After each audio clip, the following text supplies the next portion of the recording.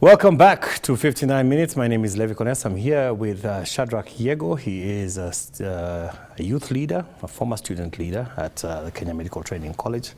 And he's here to talk to us about youth and politics, give us a perspective of what the young people are thinking, especially in this particular year. Let's talk about expectations. 2023, a new government has entered. It's barely been in for about, they've had their honeymoon period, it's over. The 100 days are gone. Ni wakati wa kazi. I think you would agree, sindio? Yeah, it is. What are young people expecting from this regime? This is a regime by young people, from young people, and it should be for young people. So I expect first to sort out, I expect this regime to sort out the issue that captures on the problems that young people are going through. I would expect that in the next 5 years, we would be talking about employment rate coming down, unemployment rate coming down. We will be talking about talents being tapped and being properly utilized. And I'll expect that by the end of this term, then we'll be having a more representation towards young people. And I would still expect that this government will come up with structures to support young people. And eventually, the fifth thing that I'm far-fetched, but I'd not to say, but I'd expect this government to ensure that we get to see Kenyan youth at the global stage. Yes. Mm-hmm. You know, one of the issues that is really affecting youth in Kenya at the moment is twofold. Number one is abuse of drugs and alcohol. A lot of young people are, have been taken over by the vice. Some of them have dropped out of school. Some of them have left, they have lost the ability to work properly, and they're really reeling under alcoholism and drug abuse. The second issue is, mental health issues. All manner of anxiety disorders and, mental health issues emanating from different things, either from what has happened in their homes or from what has happened to them that they're not able to tackle socially. And those two issues have been touched on by governments, I said, okay, mental health, yeah, so previously, of course, mental health, that some people had assumed that mental health was some, talking about it was like talking about madness. We are only beginning to remove the stigma as we go along. With regards to alcohol and drugs, and I want to ask you about both, what do you think needs to be done to sort out these two menaces that are pulling back young people in the society that we're living in? I'll look at that. I'll look at that. And I'll throw in gambling, which is a fast-rising one. Exactly. I'll look at that from three levels. One, I'll look at it from the level of the root cause of us getting there, because if we do not solve it from where it attacks, from old people like saying, from where the rain starts beating us, and you realize that what actually gets us to this level, and when you see majority of them is we find young people indulging in these activities, drug abuse and substance. By the time we say someone is an addict, and you can see this when I was doing my nursing education, I had one advantage to be at Mathare, but I can tell you, majority of those people who were there are people who started abusing drugs towards the end of their study period, or probably immediately when they left campus. One, maybe they tried. That is what we call social associability, by the fact that maybe you try alcohol because maybe you're having boredom or something, then you say, or maybe you're having stress over something, you say, the best way to relieve, you test it. And then now immediately you get out there, there is no studies to keep you busy, there is nothing to, you do not have employment, then you find yourself going deep into it. So if we solve the issue first, that comes with a lot of young people who are in universities and colleges that are there, but we we have not prepared a space for them that will occupy immediately they get out of the universities or the colleges. Yeah. So if we provide employment, create more job opportunities for these young people. Are the expectations too much? Because when we talk about job opportunities and creating more job opportunities, we look around, you and I both know. You know, every day, even here where we are working, where I'm working right now, the number of people who apply for jobs here is just stupendous. I know. You know? And they are hoping to get in, and there's a real desperation. I see it even at our reception. Yes, I agree. I agree, but that is a problem that I said it has been happening from the time. I mean, these are policies that have affected us, and we've lost something like 10 to 15 years, and we are behind when it comes to, because if they were good policies, remember, there was a massive or paradigm shift when it comes to how people used to view university education. They went back to TVETs and stuff.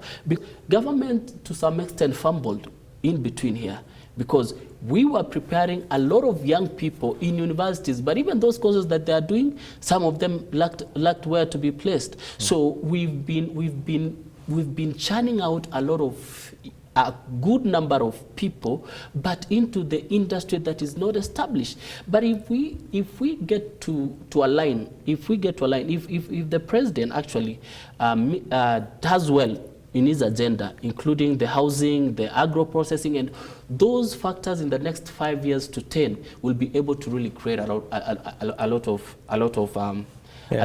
Meanwhile, what do we do? Yes. Because we hear the president here, and he says time. Yes, I was saying that is a factor number one, but of course employment is a long-term thing.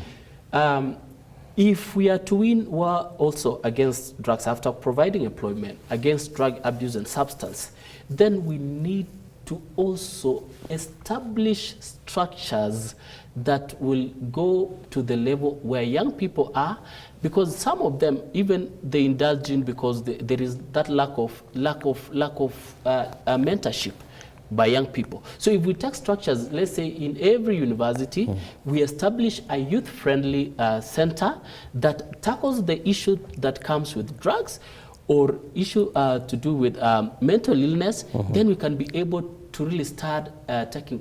Remember, it has started from urban areas, and it is now saturating into even far-flung areas, including those rural areas. So if we get to establish, let's say, by every county, if we're having like level 5 hospitals, because drug abuse and mental health, they really have a link.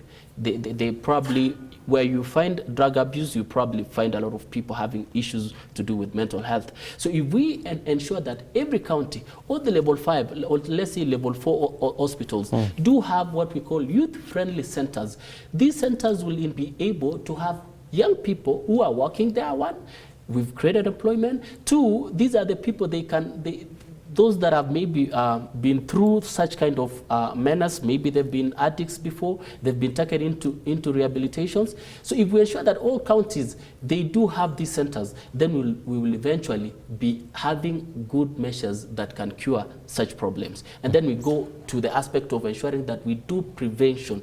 We get to teach people on issues to do with mental health. If you're having suicidal ideas, if we get to take this to the grassroots, then we'll be able to reduce these issues in a bigger way. Yes. But definitely some focus needs to go there.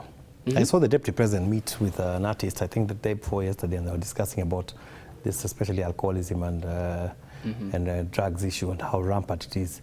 Because as we speak right now, where we have reached, it's either, if it's not a family member, it's a friend. If it's not a friend, it's someone you know. Every family has got a story of a young person who has lost the way and entered into, and sometimes I wonder whether, as we talk about all those things, whether we cannot start them from the grassroots. People like you who have been to student leadership are able to go back and actually mentor in the village. Yes. And I wish there had programs where we could be able to reach so that people can see in the village that it's possible, because sometimes we have got one guy who comes to a campus, he does well, and then he's one guy. He doesn't give back at, you know. Yes, and that is what I was in saying. any manner. That is what I was saying. We have to really take it down and let the people who are experiencing the same problem be the ones to also solve the same problem. Because let me tell you one thing.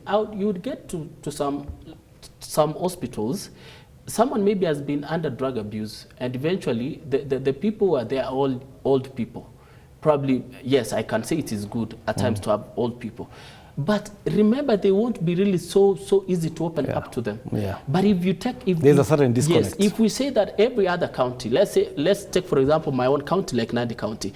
Let's say we in all the sub counties we have one youth-friendly center. In as much as it, and we ensure that even the counties do facilitation in terms of the personnel that are going to serve in those centers are well equipped when it comes to materials, and in fact. Matters to do with mental health, in fact, you do not need drugs or something.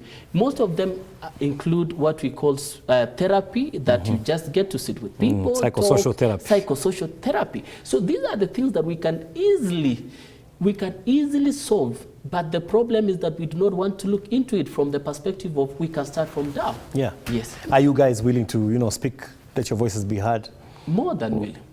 More than willing, I can tell you. Because another thing that young people are accused of is a lot of psychophancy. You know, when you do get into rooms in a position where you are able to speak, and you just, you know, yes, you clap, but you don't point like, hey, you guys, XYZ, you know. If they put you in the room with the president today, would you tell him these things? I'll tell him direct to the eye. You know? I'll tell him direct to the eye. You see, every other behavior has an end, including the psychophancy. Remember, we have nations that have been where we were before, and they've grown. They've with time. You know, it gets to a point. All these menaces will get to a point that it will overpower. And I'll be even so worried of people who will be in leadership in 10 to 15 years to come. Because if this continues, then it means that it will get to a point that numbers will overpower those who are sober. Yeah. Those who will be if this continues, we'll be in a bad place. Yes, the unsober will be so many, and it will get to a point. We'll be a minority. There will be a revolt. There will be a revolt, and that will be a bad society to get in. And this is what we are saying. Young people are now opening up.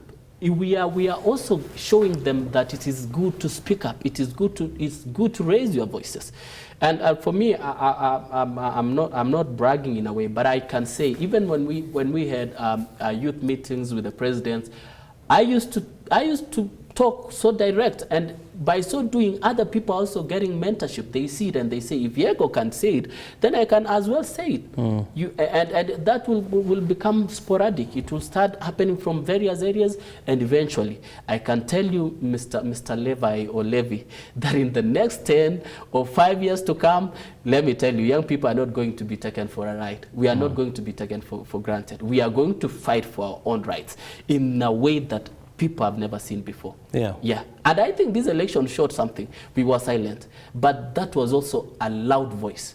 It was a loud voice that, we've known that you are lying to us. We've known that you are taking us for a ride, but we are not burying our heads under the sun. Someone said, in your silence, I can hear you. Yes. And that is why I'm telling you, we spoke so loudly. So loud. And that will equally reflect. And I can tell you, even in this coming election, in the 2027, a lot of young people will vote, and they will be voting for young men. Because we've now believed in solutions by us and on us. Yes. Are you going to behave properly, though? Because some young people have gone in this position and they're really... Mannerism, I can say mannerism is individual based. It's individual based. If how you are raised is will equally is a big factor in how things go. Bad manners don't stand time. I can tell you that. If you think that you'll be bad mannered and ensure that you use it along the route in leadership, then the structures will fall one day, and you'll find yourself going down so swiftly. So somehow, if you are bad, you are bad. If you are good, you are good. If you're good, you're good. Yes. I agree with you. I disagree with you on that note. It would be interesting to see the kind of spaces that young people decide to plug themselves into, because, you know, when we talk about entrepreneurship, we talk about, you know, people who want to start businesses, we talk about, you know, even this creating jobs. Yeah. It's really mostly for there is this trend there is this trend, yeah. Mr. Levy, and if young people still ask, a number would say, I have saved this amount of money, I want to start a business or something. And we want to tell young people that you need to start first with your own endowments. There are things that God put inside you. If you know that there is something that you're good in, and especially now we are migrating into digital world. Yeah. People are even selling their products online, people are doing things online, everything is now migrating into, and even people having channels that pay them. You know, I was looking. There are some ladies from Central who really are doing some good job in YouTube, and they're earning in hundreds of thousands. So I think that young people should be ready to plug themselves into those spaces, and get to prioritize on the things that are current. I think that's a very wise thing that you said, because I see it and I say it all the time, you know. The thing you're good at is easiest for you to do. Exactly. And it's easier for the money to follow you. Because if you chase the money fast, just because, you know, Shadrach did this, so let me just try it. You know, not all of us can be Omanyalas. Exactly. You can run all day, every day. Sure. And not get near half. That's also part hard work and part talent. That's it. Exactly. You know. So you just look for yours and you plug in there. Plug in there, do it. Yeah. And if it is hard, let's not run away from agriculture. And that is also a sector that people are really not getting. Oh, I catch the young people wako hivi. Yeah, and we were even having standard gauge railway, side by side. Last weekend when I was having my shave, we were having this discussion that if at all, like for example, I did agriculture in high school, and I remember what time we did a project to do with carrots, and I can tell you, we even poured a lot of it out, and I think that is the last time that I got myself involved in agricultural activity. And we were thinking, if Kenya actually had those good structures, that if you've decided that you're going to pursue agriculture even in high school, then the government, by this naming system, they call it NEMIS or what? They know that this is the cluster that this boy selected. Now, when they get to university, all those stipends, when you are being given for help or something, they can say what you majored in high school, then go ahead and do it. Go ahead and do it. We do not need to have a lot of, because if I have a knowledge that will go wasted about agriculture, if we get to streamline it all the way from high school, that we say all those who are doing projects, agriculture or business in high school, or home science or anything, go ahead and do it. And then we get facilitation from government. We'll be creating employment, and we'll be also actually channeling the resources that have been used to invest in those young people while in high school will not go to waste, because we will say you have a knowledge in it, we've used a lot of resources to train you, go ahead and do it. We are supporting you. If you want to venture into animal production or something, go ahead and do it. And you get some small facilitation from the government, and we'll be actually solving the issue to do with food production, we'll be solving the issues to do with employment, and we'll be even creating more avenues for young people to get into. That will be building our economy, which is what they want to do anyway. Exactly. And expanding that tax base they keep talking about. Sure. To do. What's your final word to the young people who are listening to this morning? What would you like them to grasp in this year as we begin? To my colleagues outside there, the young people, gone are the days that we were told that, you know, time for young people will come, it is in future. Future does not exist. Future is now. So long as you've gotten your ID, you can go and hustle yourself out there. And I can tell you, good things come to those people who hustle. Good things come to those people who really put themselves out there, and they do things beyond imagination. Remember, being young is not just a virtue of a number, but it is something that goes beyond number. It means that you are more energetic. It means that your brain works even smarter than the old people. So it is an avenue. Your brain becomes an avenue for ideas. And So young people, let's get ourselves out there and hustle like never before. Number two, let's be there for our own selves. Let's support ourselves. Let's be there for young people. They say, Trump used to say, you buy America, you build America. And I'll say, buy young people, build young people, and by so doing, then we can even start capturing this nation as early as possible. So young people, let nothing limit you. I know that we speak about capital, we speak about so many things, but I can tell you, let's hustle anyhow. Capital will find us ahead. Yes, itatupata huko mbele, but I can tell you, if we follow those few things, we will be able to move forward in a positive way. Yeah. Thank you, Shadrach. Very nice insights. Do I have to? Yeah. To give some. You want to give some shout-outs? Yeah, exactly. Nyinyi. Hii sasa ni siasa. Okay, salamia watu. Wacha salamia watu. Wacha tu nianze na wazazi wangu, Peter, Lagat and Salome. They are the people nawapenda sana, and my people from Kipsamo Village. These are the people I love the most. Nandi's constituency at large, Nandi County, and my people from KMTC and friends that we work together up in Nairobi in business. Let me mention even a friend who has said that I must mention him from Australia. They've been following live. So Vinny, hi bro, Kina Elvis, Kina Sheila, all those people who texted yesterday that I'll say I won't be able to mention your names, but know that you guys, I love you so much, and God bless you. Thank you. All right. We were Australia, that one we will charge him. Let me believe not a lot. Yes. I'm just kidding though, but thank you so much for coming. It's been a real pleasure, very refreshing to see the minds of young people at work and even talking about, serious issues. Yes.